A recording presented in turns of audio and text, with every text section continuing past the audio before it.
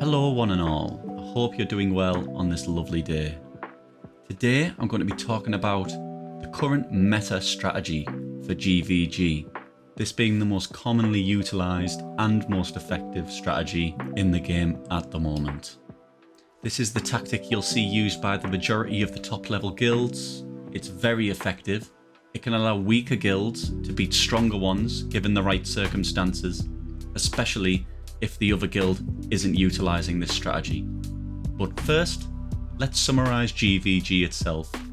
GvG, of course, stands for Guild versus Guild, and is the main form of competitive guild-based PvP in the game, and I'd say the most competitive form of guild content in the game in general. Each round of GvG consists of 6 guilds, and on each day your guild will compete against one of those other guilds.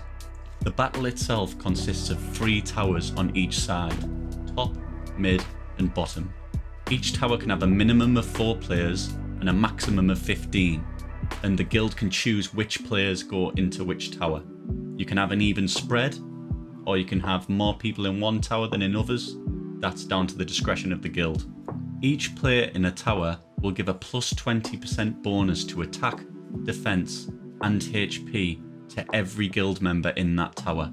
So if you have 15 people in a tower, that's plus 300% for each of those stats to every player in that tower, which can really be an incredible amount. So to put this in a more simple way, the more people in a tower, the stronger the people in that tower. Each tower will then face off in 3v3 battles against the opposing guild's tower in the same position, top versus top, mid versus mid, etc. A guild must get the most points, or flags as they're known as, in 2 out of 3 of the towers to win that day's battle against the enemy guild. The guild with the most daily wins at the end of the week wins GvG. Simple as that. So with that covered, what is the strategy in question? It basically involves the amount of players and the strength of the players you put in each tower. The distribution should be like this. You put your 4 strongest players in one tower, you put your 10 next strongest players in another tower, and you put your 15 weakest players in the final tower. This can be adjusted slightly, sometimes depending on the overall size of the guild, or for other tactical decisions, you might have slightly different numbers, but generally this is the rough structure for the strategy. The aim of this strategy is to maximise the efficiency of the tower buff.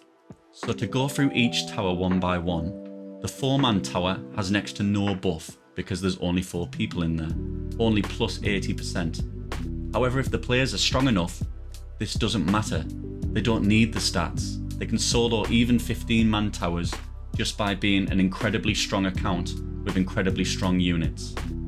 People in 4-man towers usually have perfect lineups, maxed E5 units, lots of LTEs, the newest and most powerful legends, all fully rigged with echoes, auras, blessings, everything you can think of.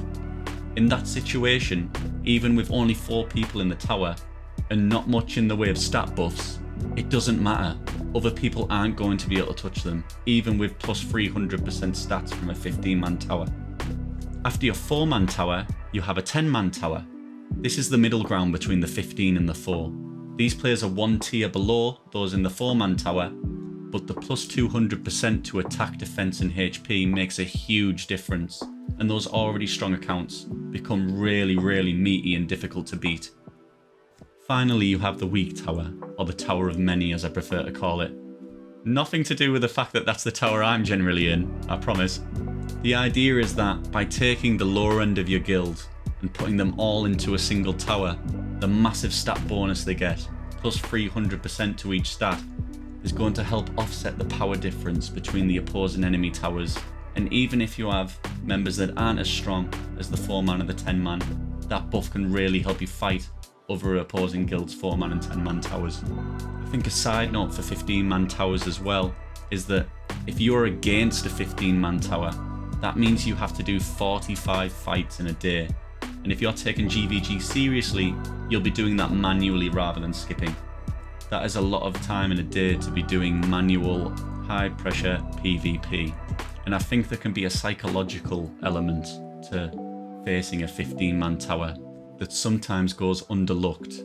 There's certainly been times when I've not really been feeling it. I've not had much time left in the day. I've had to do my GvG. It's been a 15-man tower and it's been really tough.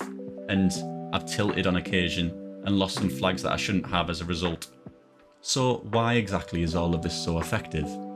Well, essentially all that's happening is you're maximising the efficiency of flag coverage. To give you an example with the 4-man tower, when there's only 4 people in a tower, there's only 12 total flags available for each player on the opposing team to try and get. That's a very small amount. If they lose a flag, that's almost 10% of the total flags they can get. So the margin for error has to be really small when you're against a 4-man tower. So now let's imagine you add a 5th player to that 4-man tower, but this 5th player is really weak. The opposing team is going to bully that 5th player, get 3 flags from them every time, and then that's 3 out of 15 flags that has been gifted to the opposing guild, which is 20% of the total flags. By tactically placing only your very strongest members in the 4-man tower, you can avoid giving away flags like this and potentially losing by having a power discrepancy in your towers. This is why if you get someone running this strategy versus a guild that isn't and has random tower placements, the other guild will often lose even if they are stronger overall. It's also worth noting that some tower matchups are better than others, although this does vary from guild to guild. For example, an endgame 4-man tower, the likes of ourselves, Bushido, Mystic, or Bulls Prime, will usually beat any tower that isn't another 4-man tower that is stronger than it. In our instance, out of us, Mystic and Bulls, we have the weakest 4-man tower out of the group, and as such, when we end up with our 4-man tower versus their 4-man tower, it's super important that our other 2 towers win to secure the victory. And with something like this in mind, it can add a layer of mind games to the GvG preparation stage. If I know that I don't want my Kraken tower going against the enemy Kraken tower, I can try and guess where the enemy's Kraken tower is going to be, move our towers around, and that's another little layer of strategy. So, just to summarise, the aim of the game is to distribute players efficiently across your 3 towers based on player strength so you can maximise flag coverage and get the most out of each individual player. It's worth noting that this tactic can be utilised at any skill level, and I'd even go as far as saying it's even more effective in the lower divisions where people have less GvG knowledge. We actually use this in Elite, Master, Legendary and Ultimate Division, and it works great. It can be adapted by anyone, and I highly recommend it. That's it from me today. I hope you all have a lovely evening. Good night and God bless.